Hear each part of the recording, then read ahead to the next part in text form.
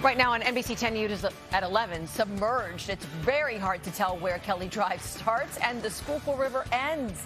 Are you seeing this? That's the roadway underwater after yesterday's torrential downpours. And then road closed, but not by flooding. The high winds from the storm toppled the huge tree and the power lines right across South Roberts Road in Radnor Township. We'll tell you all about it. And talk about a water hazard. You can forget playing any rounds of golf here today. Skyforce 10 captured White Marsh Country Club's golf course in Montgomery County underwater.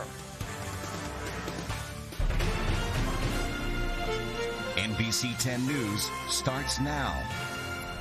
And we start right now at 11 with the roads underwater once again. Good morning. I'm NBC 10's Lucy Bustamante. There is flooding all across the area. Lots of problems to go with it. Drivers along Route 30 in South Jersey, they had some issues there. Several inches of water were on that roadway. So the driver realized a little too late. He actually got stuck. Other vehicles, though, did manage to get through that.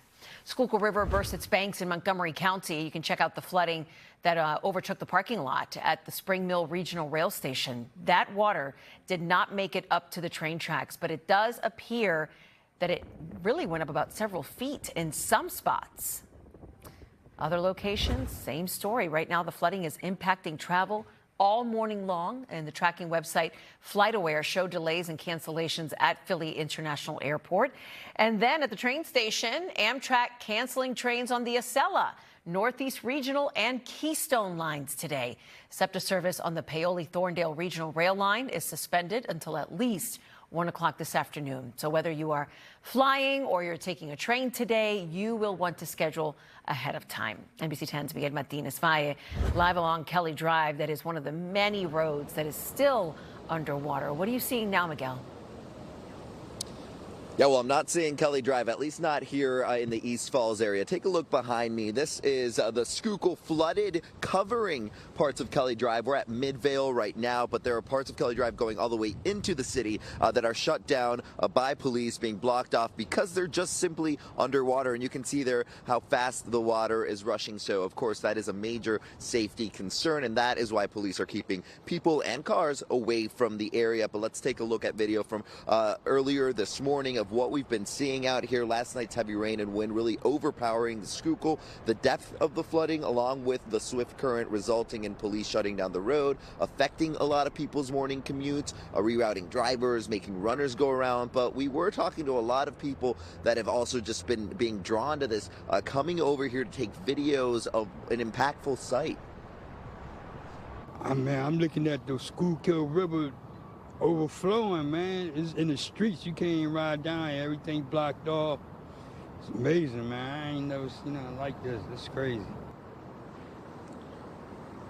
Now, of course, for people that have lived in East Falls for a while, they have seen this flooding before. This area is prone to flooding, and as we know from the past, well, cleanup right now isn't even an option, not until the water subsides. We've been seeing it kind of get a little bit lower, but obviously this isn't happening anytime soon, so avoid the area if you can. And then obviously the story after this is going to be the muddy mess and the cleanup, but for right now, it's still flooded, so if you can, go around. I'll send it back to you. I'm Miguel Martinez-Valle, NBC 10 News.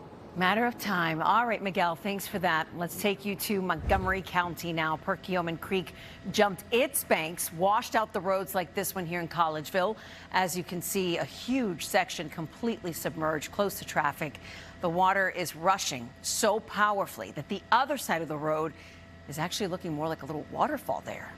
My goodness. All right, well, cleanup is underway in Delaware County, where the floodwaters rose up to people's knees in some spots, like right here along McDade Boulevard in Darby. NBC 10's Randy Gyllenhaal, he spent the morning there, has the latest on a wet, messy situation. Well, the Darby Creek, it overflowed its banks amid that torrential downpour, all that heavy rain in the last few hours. Behind me is McDade Boulevard. That's the bridge over the river. As you can see, it's cleared now, but there's a lot of debris. There's branches, stuff from people's backyards that needs to be cleaned up. At its peak, I want to show you what it looked like, though. The water moving on this bridge, clearly on the roads, in the intersection, and even getting into some low-lying neighborhoods along the creek bed.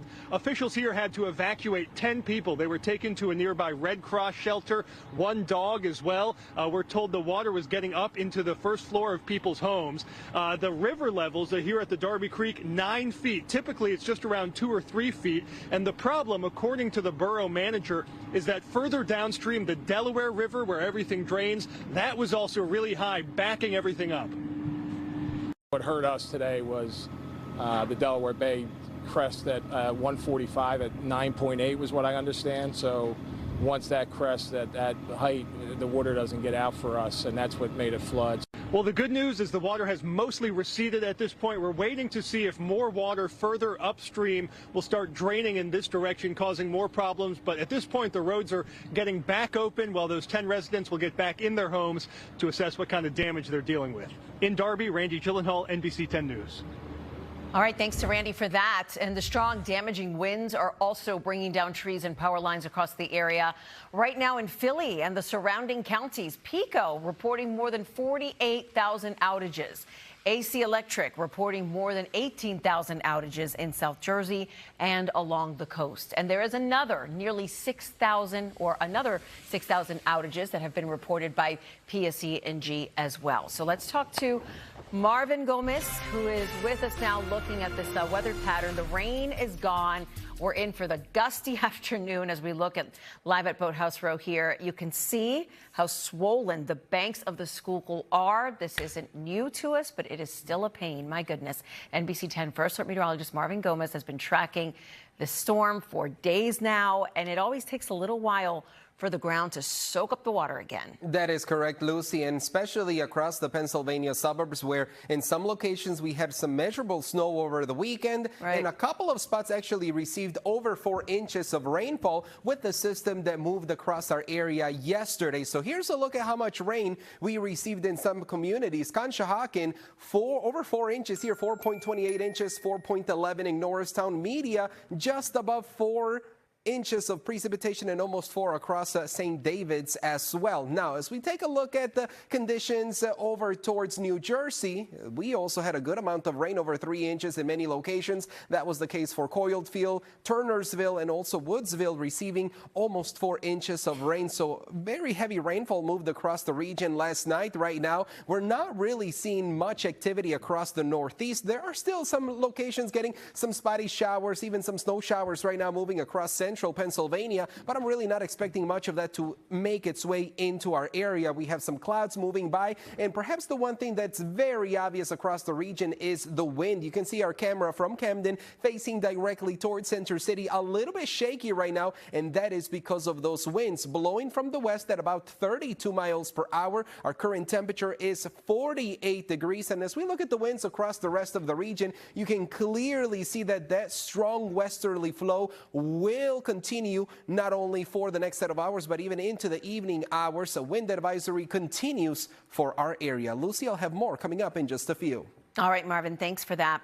Taking you to South Jersey now, where drivers who use Admiral Wilson Boulevard, well, they ran right into this high water. Look at that. The roadway often floods, and yesterday's torrential rain quickly overwhelmed these roadways. NBC 10's Brenna Weick was there this morning. Some drivers are trying to make their way through Admiral Wilson Boulevard this morning after heavy rain shut down the road for hours overnight. You can see the standing water is still relatively deep as people try to pass through. Some drivers abandoning it halfway through their drive so as not to stall their cars out. This is just near Cooper River in Camden, New Jersey. Right now, there are still road closures in place, but as the water recedes, we'll keep you updated on any changes that you need to know about. I'm reporting in Camden. Brenna Weick, NBC 10 News. All right, thanks to Brenna for that. And then another area in Philadelphia that's prone to flooding, Skulkul River Trail, of course. Our crews out there this morning found the water all the way up into the grassy area along the banks, but not quite impacting the trail. Surprising given how much has actually spilled outside of the banks there. So the rain has moved out. The flood risk is going to stick with us into the afternoon. So we really cannot say this enough. If you see rising water or standing water while you're driving, turn around. Don't drown. If flooding starts to happen in or near your home, unplug any electrical appliances if you can do it safely. Call your power company or 911 if you start to smell gas. And of course, avoid walking or standing in any high water. Well, remember, NBC 10, we have got you covered. Make sure that you have the app on your device. We're going to update you on the latest weather and traffic alerts. Of course, the school closing and delays, updates for that, and hour-by-hour forecast specifically for your neighborhood.